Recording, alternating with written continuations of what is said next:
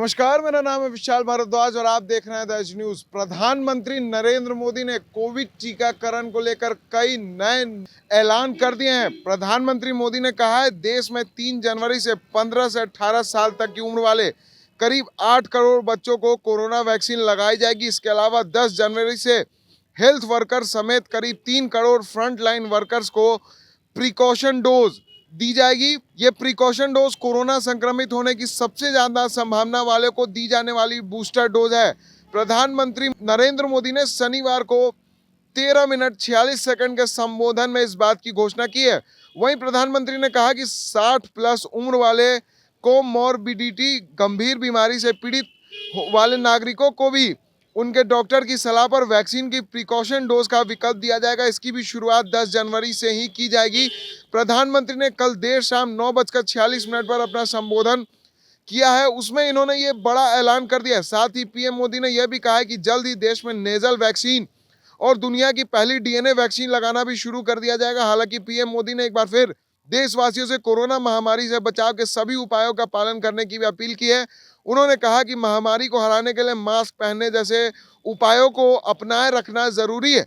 वहीं प्रधानमंत्री ने अपने संबोधन में सबसे पहले क्रिसमस की शुभकामनाएं दी।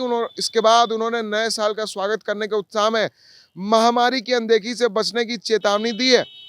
प्रधानमंत्री ने कहा हम साल के अंतिम सप्ताह में है, 2022 आने ही वाला। आप सभी 2022 के स्वागत की तैयारी में जुटे हैं, लेकिन उत्साह और उमंग के साथ ये समय सचेत रहने का भी है।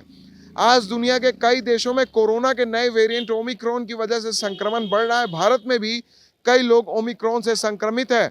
अपील है कि पैनिक ना करें, लेकिन सावधान रहें, मास्क का उपयोग करें, साथ ही हाथों को थोड़ी थोड़ी देर बाद धोना भूलें नहीं। पीएम मोदी ने इसके बाद देशवासियों को कोरोना की किसी भी लहर से निपटने के लिए तैयारियों के प्रति आश्वस्त किया। उन्होंने कहा देश में इस समय 18 लाख आइसोलेशन बेड और 5 लाख ऑक्सीजन सपोर्टेड बेड तैयार है।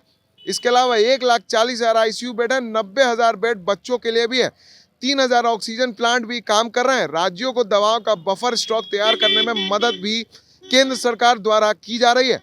वहीं प्रधानमंत्री ने कहा कोरोना महामारी से लड़ाई का अब तक का अनुभव यही बताता है कि वैक्सीनेशन से बचाव हो रहा है। हमारे यहाँ भी इसे लेकर व्यापक पैमाने पर काम करना शुरू कर दिया गया था।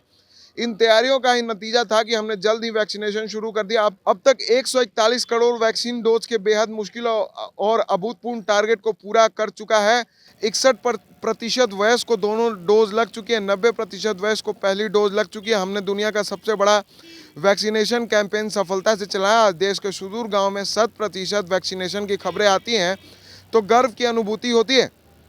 कई राज्यों और विशेष तौर से टूरिज्म की दृष्टि से महत्वपूर्ण राज्य जैसे गोवा, उत्तराखंड, हिमाचल जैसे राज्यों ने 100% सिंगल डोज वैक्सीनेशन का लक्ष्य हासिल कर लिया है। देश के दूर सुदूर गांवों से जब 100% वैक्सीनेशन की खबरें आती हैं तो मन को संतोष होता है। वहीं प्रधानमंत्री मोदी ने वैज्ञानिकों को भी सराहा है। उन्होंने कहा हमारे देश में जल्द ही नेजल वैक्सीन और दुनिया की पहली डीएनए वैक्सीन भी शुरू होगी। हमारे वैज्ञानिकों ने बेहद मेहनत से काम किया। भारत ने अपनी स्थिति के मुताबिक भारतीय वैज्ञानिकों की सलाह से ही फैसले लिए और इसके परिणाम भी मिले हैं। विश्व में कोरोना को लेकर अनुमान अलग अलग हैं, लेकिन कोरोना के खिलाफ हमारी लड़ाई शुरू से ही वैज्ञानिक सिद्धांतों, वैज्ञानिक पद्धतियों पर आधारित रही है और इसके लाभ भी महसूस किए जा रहे हैं।